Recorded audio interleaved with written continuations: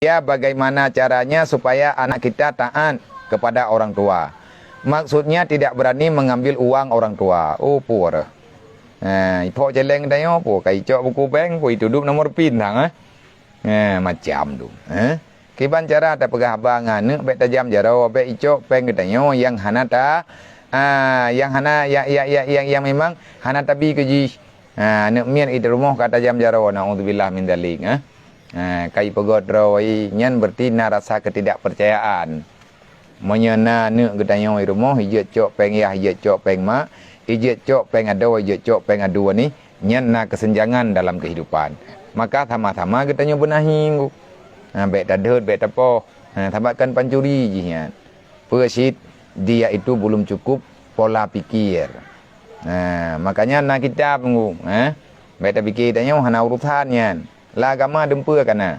Na kitab yang nekarang le ulama yang gebuhnan kitabnya takdib takdibul aulad fil Islam. Cara mendidik anak dalam Islam. Ibu kali pina gepegah ulama-ulama lain pina gepegah dan ada tayak minta kitabnya nang yang kali kekarang le ulama karena berdasarkan dalam Al-Qur'an.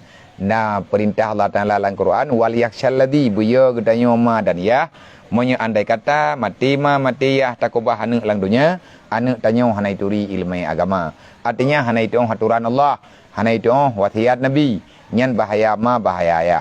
Mangkiban cara nyan ke karena perintah Allah Ta'ala, hadis Nabi adibu auladakum alimu auladakum awalu ma yajibu ala walidaini ayata'allama walidahu. Lu tungku hadis Nabi yang ne arahkan tanya urunsi buta toh jaga ne ngat selamat dunia dan akhirat. Be mai ta fikir tanya bangka taya intat rumah ikulanyo ta intat rumah ikulaji taya intat badayahnya ta intat udayah ji ka selesai golom gu pakan hana selesai karena na taya jo udayah mi hantam ta pariksa ta mudu-du ngure nya hana ta dao lu ngurung du lang dayah. Ilung lang pegah tapi bak mak anak miat yang nai no udayah ba ayah anak miat yang gak jo anak miat balung.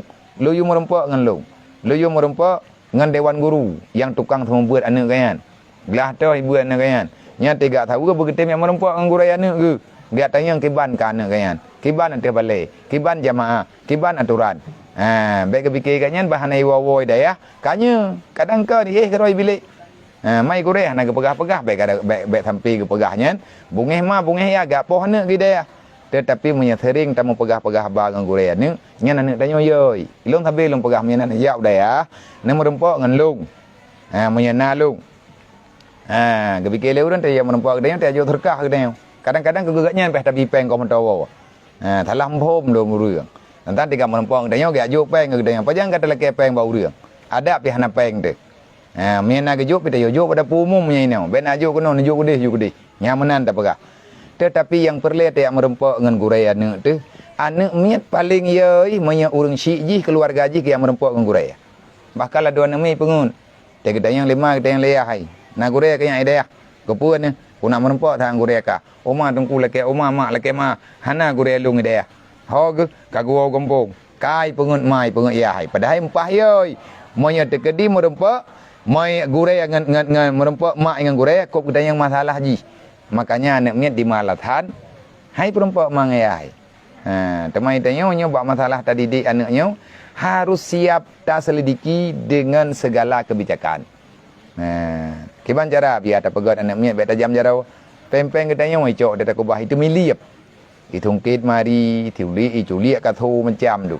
Ipok celeng macam di pelaku Katolik. Nyan anak katanya na yang salah dalam penanganan.